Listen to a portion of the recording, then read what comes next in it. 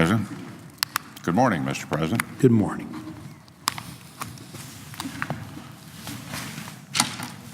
Mr. President, I would like to take a short time here to discuss a situation that I think is gaining some attention in the national news media on a continuing basis, but with the Affordable Health Care Act and what we're doing or not doing here on the floor of the Senate with regards to the 5150 controversy. Perhaps we overlook the number one obligation that we have as members of this body, and that is our national security, the defense of our individual freedoms, and the part that we play in determining the same kind of objectives, liberty and freedom all throughout the world. I'm talking about foreign policy, and I'm talking about the very dangerous situation that we face with regards to Iran. On November 24, the United States and Germany, France, China, Great Britain, and Russia signed an interim deal with Iran agreement regarding its nuclear weapons program. The President and Secretary John Kerry, a former colleague, have applauded this arrangement or this deal. The President has claimed we have opened up a new path forward toward a world that is more secure. And the Secretary of State, who came before us this week and gave senators a briefing, argues this is why we had sanctions in the first place.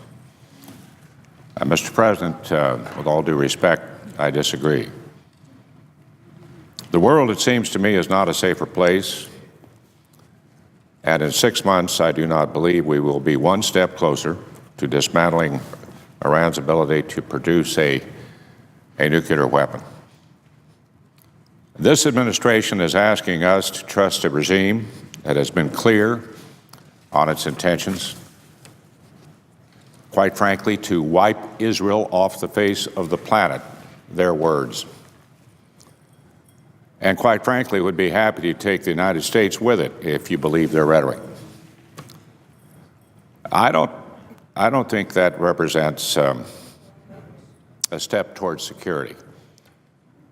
I think that is misguided at best.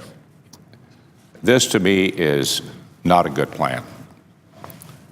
I would even reverse that and say it is a bad plan.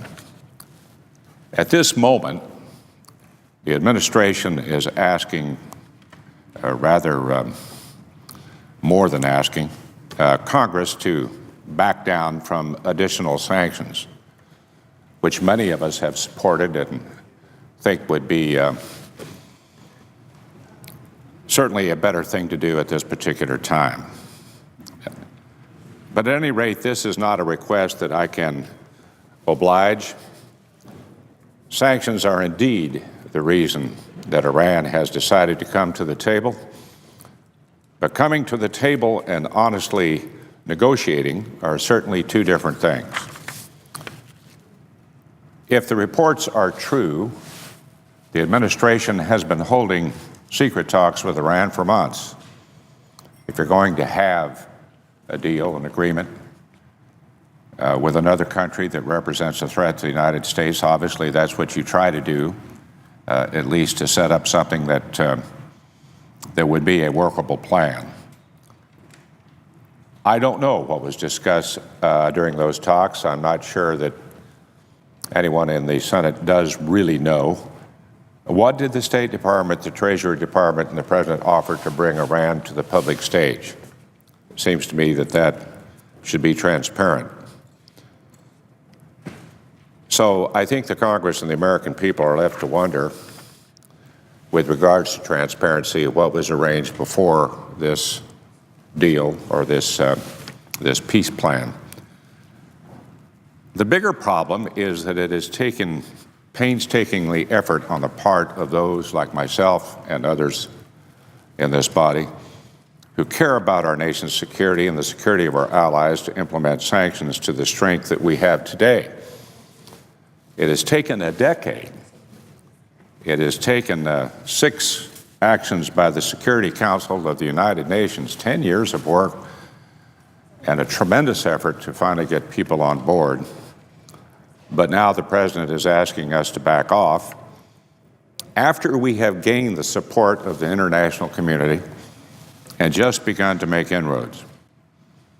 The administration is offering to now cut back on these sanctions and to allow the Iranian government to continue enriching uranium. Why? It is widely accepted that the Iranians have no real use for enriched uranium to use for nuclear power because Russia provides fuel supplies for its sole operational nuclear power plant. But they do have use for enriched uranium to contribute to the assembly of a nuclear weapon.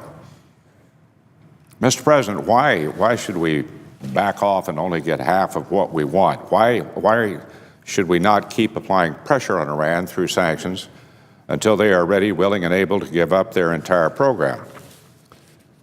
Seems to me that it would be in our best interest that Iran would commit to several things for this deal to be a true step towards security. I'm just going to mention a few. Number one, let's just get to the heart of the matter. Public acceptance for the Jewish state of Israel and to allow for the peaceful coexistence of the Israeli people in the Middle East. Nobody in Iran has agreed to that. That is the main issue, the right of Israel to exist. That should be the foundation that we have to start all talks. Then we should have reporting and inspection access to the Parshin facility. P-A-R-C-H-I-N is the name of the facility, and full details of the undeclared nuclear activities. Third, dismantling of Iran's plutonium producing heavy water reactor at Iraq. Fourth, the construction of new centrifuges. That's got to stop. And lastly, an end to all enrichment. Unfortunately, this agreement fails to include any of these points.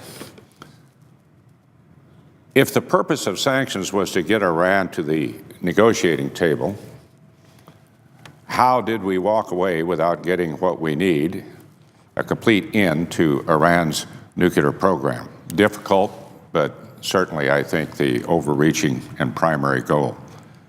For a decade, Iran has openly disregarded the tenets of the Nuclear Non-Proliferation Agreement, legally binding resolutions passed by the United Nations Security Council, and mandatory inspections by the International Atomic Energy Association, the IAEA.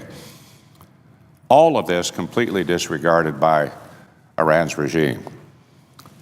But the President believes we should trust them now. Why?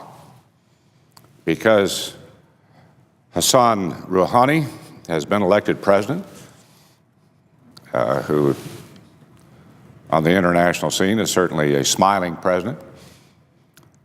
It is well accepted that however, that the supreme leader, Ayatollah Khamenei, does actually control everything in Iran, including its nuclear policy, meaning that Mr. Rouhani's election equates little change for Iran, regardless of the public face. Seems to me this is why we cannot back off now. Many of my colleagues, Senator Kirk, Senator Graham, Senator Menendez, just to name a few, are working on a new phase of sanctions. They're tough sanctions, and I am right there with them. I just don't have any faith with regards to what the Iranians are stating as to where they will be. Israel's Prime Minister, Benjamin Netanyahu, has called this a dangerous blunder. He has warned Israel has the right and the obligation to defend itself by itself against any threat. It concerns me that the administration has no phase 2 plan in place for the end of this 6 months period. And if in fact we ease the sanctions, which we are doing, and people take advantage of easing those sanctions and are doing business with Iran, to put those same sanctions back in place, or tougher sanctions back in place, is going to be very difficult.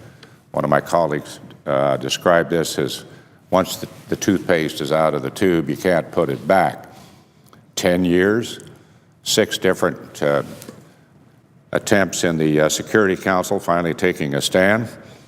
How do you put back the sanctions we have had in place that brought Iran to the table if, in fact, at the end of this period, no progress is being made? Not to mention the tougher sanctions that those of us have proposed. So it's a real concern. The administration's hope, of course, is that this leads to a stronger long-term agreement. I hope this works out, but I am highly skeptical. When the interim agreement is up, I think Iran will remain capable of producing a nuclear weapon in a mere few weeks, because we are failing to ask more of that regime. At that moment, we must have a very strong sanctions in place to ensure Iran does not weaponize with regards to its nuclear capability. I fully support a new round of sanctions, and I will continue to work with my colleagues to ensure that these are passed before the 6 months period is over. Unfortunately, if we do not take this kind of action, Iran is set to gain everything while the United States loses, not just the United States, but Israel and Europe as well. Ending Iran's nuclear weapons program entirely is what I consider a path toward a world that would be more secure. In today's issue of the Wall Street Journal, there's an editorial called Mood Music Diplomacy on Iran. Basically, it just simply states more sanctions would strengthen the United States leverage with Tehran. And it closes by saying that Secretary Kerry now likes to quote Ronald Reagan's trust but verify mantra for dealing with Iran. And it goes on to say, but the Gippers' real legacy was to show resolve when it counted. The Obama administration and their opposition to new sanctions with a delayed trigger feeds suspicions, according to this editorial, that it is eager to accept just about any agreement with Iran. And it states that members of Congress from both parties who want a good and credible deal can help by passing a new sanctions bill. I think that is advice well taken. I yield the floor.